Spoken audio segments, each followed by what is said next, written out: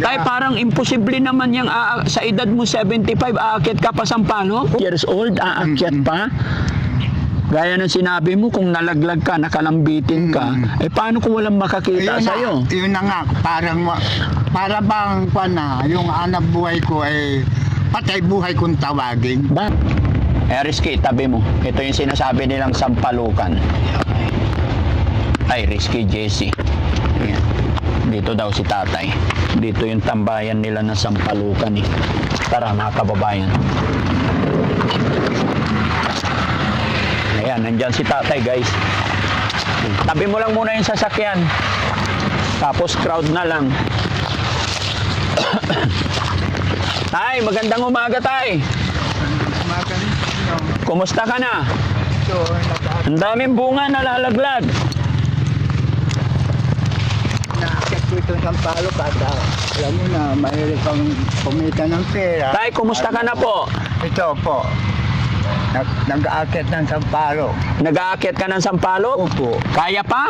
Kaya pa, kaya lang, pag mataas na masyado, hindi na pwede. Hindi na pwede? Oo, mahina na po.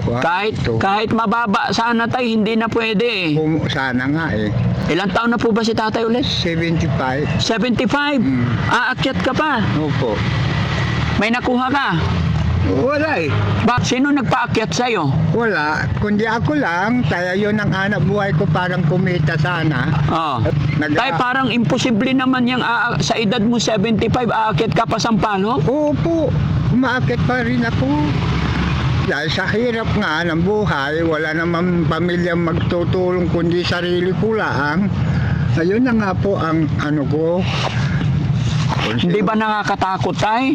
Hindi naman. Mahina na ka mo. Yung una tayo nagkita tayo, mahina na yung mata mo. Oo.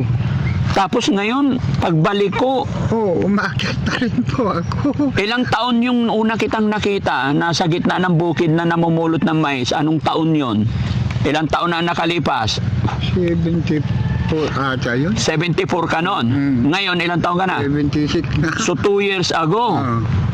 Nung una kitang nakita sa bukid tay, sabi mo malabo na yung mata mo. Malabo na nga talaga. Ang nakakakita lang itong isang mata. Yung isa mong mata, right? Ito, wala na. Oo. Wala na. Pero yung isang mata malinaw pa. Ito, Opo. lumalabo na rin.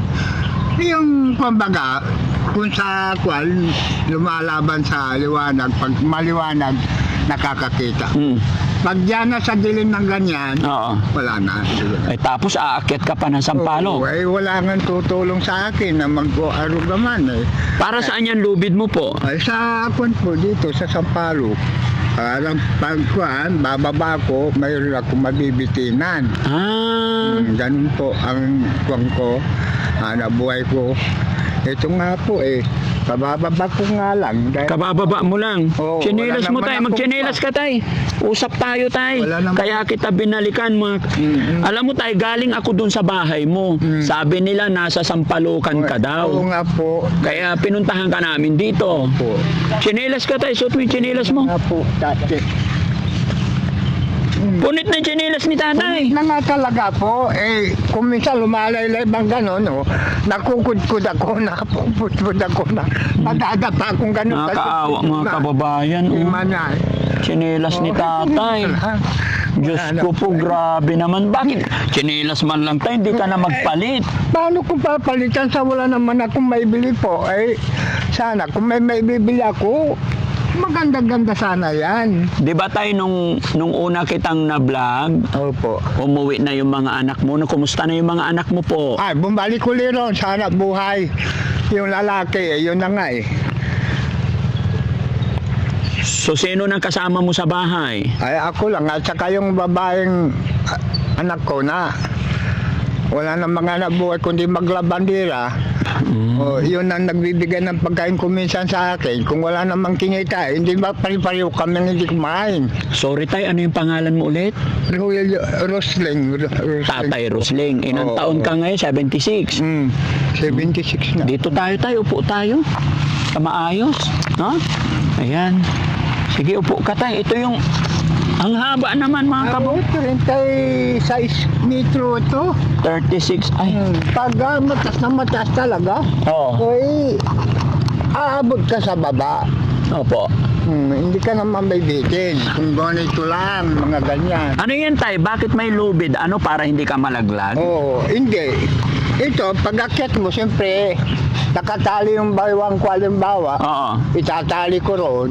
Kung sakaling magkamaling sipal yung aking tinutungtungan, nakabitin ako. Hindi ako malalaglag sa lupa kung mataas. O, kaya nga ito ang suportado ko. Oh. Paano yun pag halimbawa nakalambitin ka, walang nakakita sa'yo? Ay, pipilitin ko talagang aakyat doon sa tali para makakon doon sa sanga. Makakapit ako sa sanga. Alam ba, nakatali itong baywang ko. Siyempre, pag na ganun ka, uusos yan dahil sa medyo maluwag. Opo. O, aabutin kong pipilitin yung sanga. Dito ako lalambitin sa tali. Nangyari na ba sa'yo yun? Nangyari na po yan. Hindi ba delikado? Delikado pag nabiting ka wala kang mahawakan. Maghabong ka ron na nakabitin. Oo. Oo, ganun. Para kang palaka ron. Ay sa edad mong yan, pag nabitin ka, nakayanan mo pang kumaway, kumalampay. Oo, diso, sa tali. Sa tali. Mabitan ng tali. Ginaganon ko yung tali. Pagkakuan. Pagkatapos yung kamay ko, igaganon ko uli. Ibibitawan ko, ito na naman yung isa. Igaganon ko uli yun para maabot ko yung sanga. Tatay Rusling, napakadelikado ng ginagawa mo kasi alam ko medyo mahina ka na. 76 years old, aakyat pa. Gaya ng sinabi mo, kung nalaglag ka, nakalambitin ka, paano kung walang makakita sa'yo? Yun na nga, para bang yung anak buhay ko ay patay buhay kung tawagin. Bakit po? Kaya ako tinawag na patay buhay. Halimbawa, nalaglag ako riyan, wala nakakita. Ganun na lang, mamamatay na lang ako rin sa punong ninakitan ko. Paano naman pag hindi ka naman umakyat? Kung hindi naman ako umakyat, hindi naman ako kakain. Kaya patay din. Oo, patay din ako. Ganun din ang labas ko. Magkano naman ang kinikita mo halimbawa sa pag-akyat ng Sa Sampaloc? pag-akyat ko ng Sampaloc, pag makaisang sako ako, mayroon akong 300. Pagdadaling ko pa roon. Dadalhin mo sa may-ari? Doon, sa Bayangbang. Malasiki, ganon. Ibibenta mo? Ibibenta ko yun, i-retail ko para makabenta ko ng medyo malaki. Parang hindi ako makapaniwala, tay, na kaya mo pang mag-akyat ng Sampaloc sa edad na 76. Kaya ko pa mag-akyat. Kaya lang yung malabo ang mata ko, pag malabo na talaga, hindi na ako akyat pag talagang hindi ko na makita. Pero ngayon kaya pa naman. Kaya pa ng konti ngayon, nakikita ko pa naman yung So, ibig sabihin, ito tay, paano yan? Kahit kanino na lang yung may-ari to, basta inakyat mo? Ay, hindi pwede. Paano? Hindi. Porsyentuhan yung may-ari. Hindi. Paano? Kung halimbawa, sabi niya, kunin mo na ang kaliyan. Magkano mo ibibigay ang pagkaw dyan? Kakunti naman ang bunga.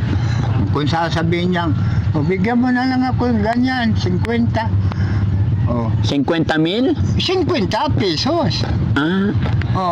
Ibibigay ko yung 50 pesos. Pag ako ay nakabinta, mag-uusap kami muna. Ibibinta ko muna ito, makukuha ko rito. Pag nakabinta na, bago natin ibibigay yung sa iyo.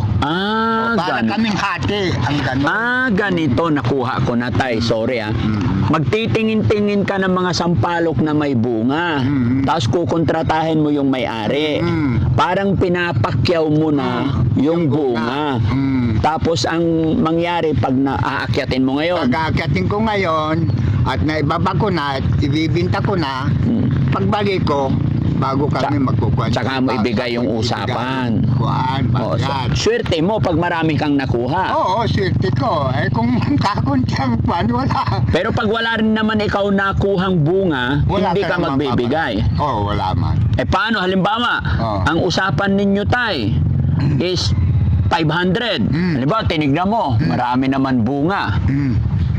Tapos nakapagbaba ka ng 10 kilo. 500 ang kontrata mo doon sa may-ari. Dinala mo sa palengke yung 10 kilong sampalok. Ang benta mo 300 lang. Paano mo babayaran? Ito. Halimbawa, bababa ko dito sa sampalok. kakuntihan nakuha ko. Magkano mo naman ibibigay sa akin yan? Eh, yan lang ang nakuha ko. Ay, ganon. Oo, ganon. May transaction din. Oo.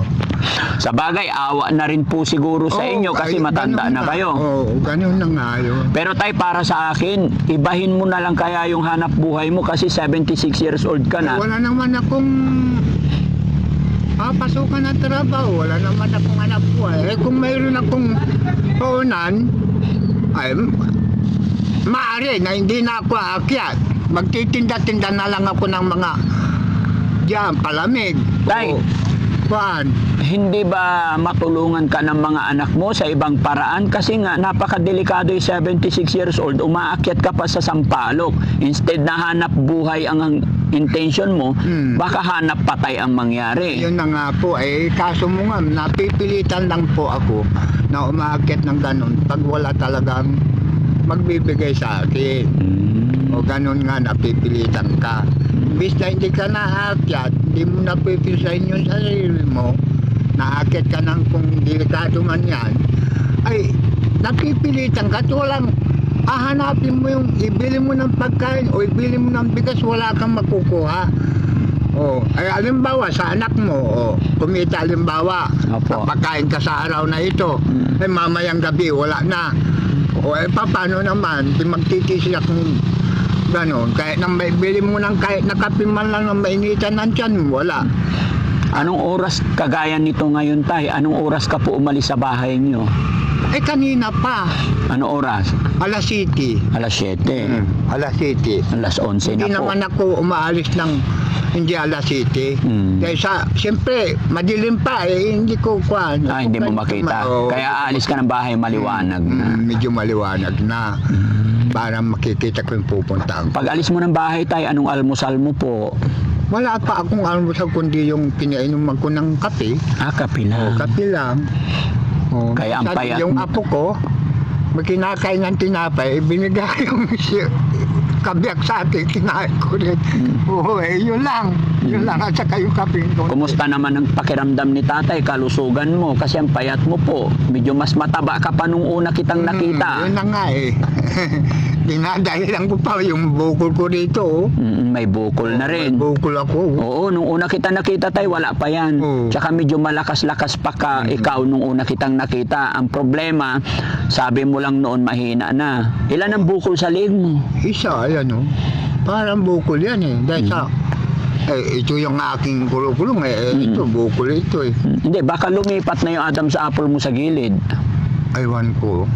Hindi ba lumipat? Baka sa Kulok. pag-uubo ko. Ha? Baka sa pag-uubo ko. Pag uubo mo, lumipat na yung Adam's apple, nasa gilid na. Ay, siguro. Pwede ba yun? Aywan.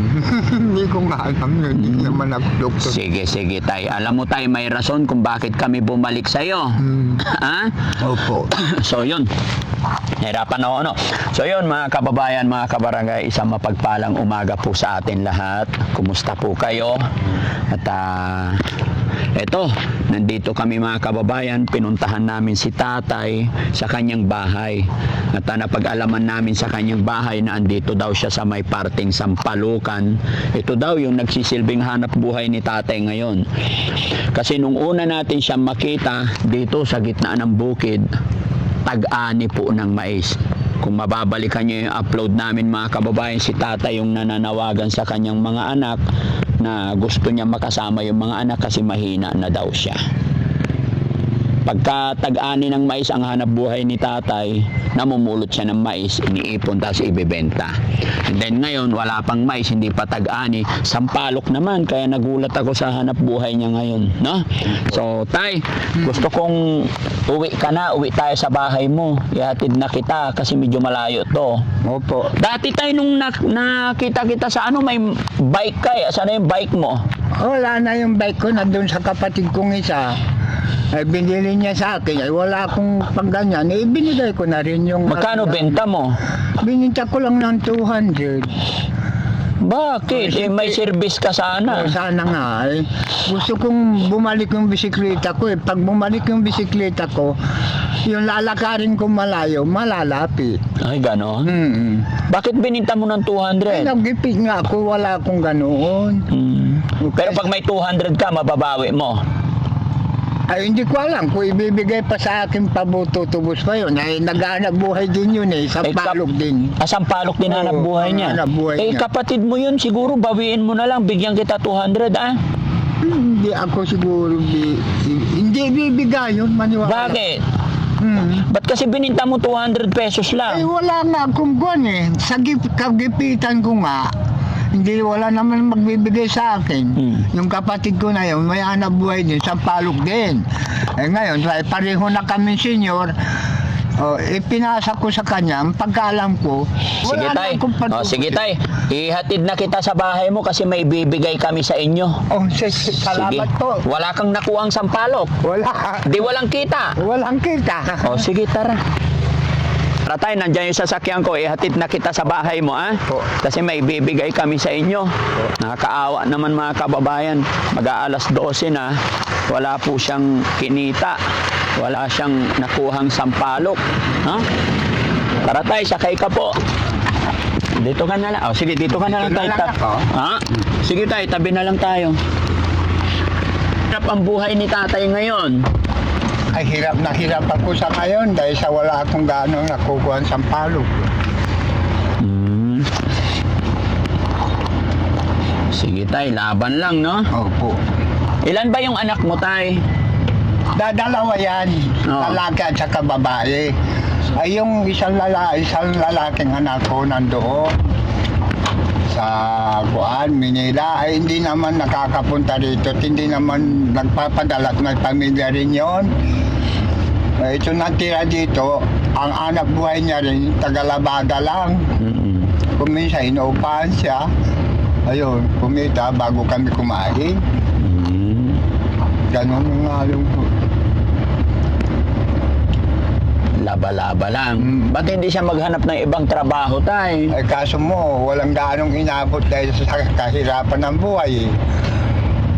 Sabagay, kung katulong lang sa bahay na kwan, Pwede, oo. Pero kung sa mga kwan na, hindi gaano nakakaintindi ng kwan yun.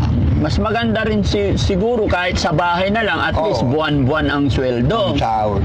Ay bakit hindi nga ba ganun tay? Ay yun na nga eh. Dahil sa yung may pamilya rin yun, inaalala yan siguro yung pamilya niya kaya gano'n. Kaya ayaw pumasok ng pirmihan. Hanggang kailan ka aakyat sa Sampalok tay? Ito, hanggat kaya ko, pag hindi na ako kaya, wala na. Maghihintay na lang ng awa ng Diyos na kung kailan ka kukunin. Sige tay, may awa ang Diyos, no? Sana nga. Gaya ng sinabi mo po, si God lang nakakaalam ng lahat. At salamat mga kababayan, mga kabarangay sa panunood ninyo ng videos ng Team Daddy Frankie. Dahil sa panunood ninyo, eto, nabalikan na naman natin si Tatay Rusling. Tama? Opo. Tatay Rusling na 76 years old, kahit hinihingal, laban pa rin, no? Pa rin po. Dahil sa wala eh. Ganun na lang ang Ayaw at sa gusto, kailangan kumayod. kumayod para mabuhay. Kailan kaya tayo yayaman tay? Ay, wala na po. Wala na tayong pag-asa roon. Bakit? Matanda na tayo po eh. Sa bagay, sabi ng Panginoon, hanggat na nabubuhay ka, may pag-asa ka. Opo. Mananalangin lang ako sa Panginoon kung nagigising ako ng umaga, kahit na wala akong almusal, wala akong pangkape, nagpapasalamat ako nabuhay pa ako nagising ka sa magdamag 24 hours na tulog namin. Ganun po ang aking buwan. Wala ka ng asawa po ano? Wala na po. Paano mo ini-enjoy ang buhay mo tay? Paano ka nagiging masaya sa buhay mo araw-araw? Mahirap ang buhay. Ay, kaya nga, kahit na ako, mahirap ang buhay, basta kumita ko ng kunti, masaya na ako roon. Makakakain lang ako sa loob ng isang araw. Makakasubo ako ng kanin, kahit na papano. Masaya na. Masaya na po ako roon. Tay, ikaw maliit at simpleng bagay, sabi mo nagiging masaya ka na. Opo. Bakit yung ibang tao maraming pera, maraming sasakyan, mayaman, bakit minsan hindi sila masaya? Hindi sila masaya dahil sa ang tinitingnan nila, sila'y mayaman. Opo. Wala na silang kailangan sa kapwa, kaya gano'n hindi masaya. Pero kung sila'y magbibigay ng kondisyon sa mga mahirap, pasyalan nila, ay masaya sila dahil sa at least may natutulungan sila. Oo. Magiging masaya Oo, ba tayo? nagiging masaya tayo. Pag tutulong tayo. Oo. Kahit anong yaman mo, Opo. pag wala kang pakisama sa mahirap na taong kapwa mo, ay para ka ng yung bang pansin ang mga mahirap tayo. Pamunin mo yan. Eh mayaman, kaya man yaman, pero wala namang pamalasakit sa mga taong mahirap. Ayun ang kinukuha ko roon. Opo. Galing ni tatay, mga kababayan. Alam nyo, sa mga ganitong tao, dito tayo makakakuha ng mga idea, yung mga makalumang tao, doon tayo makakakuha ng mga magagandang halimbawa. Kaya masaya ako at gustong-gusto kong kausap ang mga senior. No? Sige tay, andito na po tayo. Mauna ka po, susunod kami. Isunod nyo na lang yung dapat, ha? Kaya Jesse, Rizky, sunod kayo. Susundan namin si tatay.